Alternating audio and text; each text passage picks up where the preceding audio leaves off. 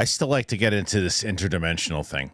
Yes, I've if you watch my channel long enough, you know that I always say this, and I've said this many times over, that to me it makes more sense that if these things were anything, and whether it was from different planets traveling through light speed and all that, or interdimensional beings being able to bend time and space through means of quantum physics and all those things that we just don't have a grasp on. What do I think is more likely out of the two? And it's the latter for me. As I bring this up many times over when I bring up this topic, recently we were talking about that object that's floating through space that Avi Loeb thinks is alien or whatever it might be. And then other people think it just could be a big old piece of rock or whatever it might be. Who knows what it is, right? But my point is with that is that they say they'll know by October where it's going to pass by this planet in October. You end up, it's moving fast, real fast, but yet they know it'll be here in October, as fast as it's moving. So even if you went, and that was a month ago that they said it was going to be here in October. So even if you went 5 times as fast as that thing, let's say you'd be here by this month or whatever, you'd still be able to predict it, see it. So it's just how it moves a lot differently than when things are zipping around in this atmosphere. So Tom DeLonge he's kind of been out of the news lately, the UFO news anyway, but apparently he was talking about these things, and he was talking more so about the interdimensional side of it. So take a look at his thoughts. Well, I should say it this way. The significance of UFOs is multiple parts, but number one, it's not what you think it is. It's not coming from other planets. The evidence doesn't suggest that. Interdimensional. Yes. And the reason is because time is parallel. It's not linear. Or it's not like we start here and go forward in time. Time is side by side, which means everything in the past and the future is existing in this moment, but within different frequencies.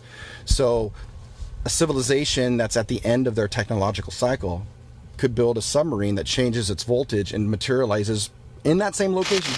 So what do you make of that? What do you make of the interdimensional beings and the fact that, this is a potential time, space, as I mentioned in the opening of the video, like everything that Tom DeLonge is saying there, out of the two options, I tend to believe that one.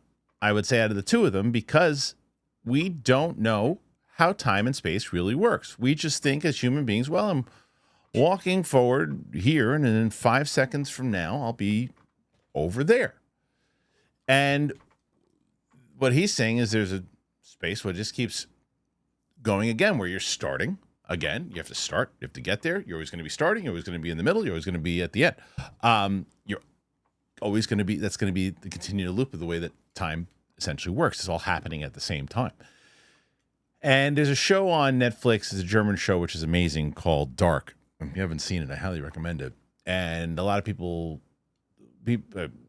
scientists and things who have talked about this show say most likely that's the way time and time travel and those things could essentially work.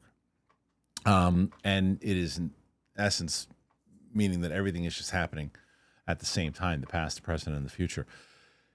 So if you're able to manipulate portals, manipulate time, space, and being able to find technology that's able to get that type of energy, be able to maneuver in and out.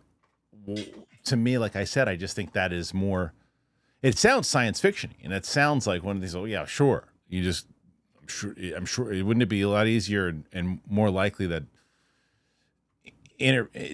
from going from one planet or another solar system to here is more possible than zipping through portals and time traveling and things. Not really when you look at the science of it. You look at the quantum physics side of it. And I'm not going to pretend that I know anything about quantum physics. There's the little that I do read and the little that I do continuously as I read over going, oh, that seems to be a reoccurring theme. That seems to be something that could happen. It just is, this is the type of stuff that I find the most fascinating, because how does that work? And I was even looking before you even started going down this path today, I was looking at, because I'm pretty fascinated also with the idea of the consciousness angle and how this plays into UAPs, and I also am very curious. Dreams fascinate me.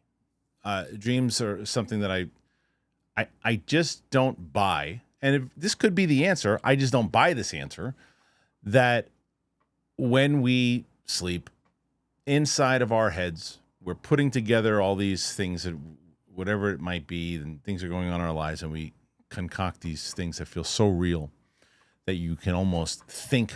You can think while you're there. You can remember the thoughts, as I'm remembering thoughts and thinking about what I'm going to say here now. That same type of process is happening inside of dreams. I recently had a dream where I remembered something that happened in a previous dream, and I had never even thought about that dream since I had it, whatever the hell it was. And there was something that happened inside of that dream that even when I think about it right now, it feels real. It feels like, oh, yes, that actually did happen. And then I woke up in the morning going, wait, actually, that never happened. And it doesn't necessarily mean anything except, again, that it is us putting these things together.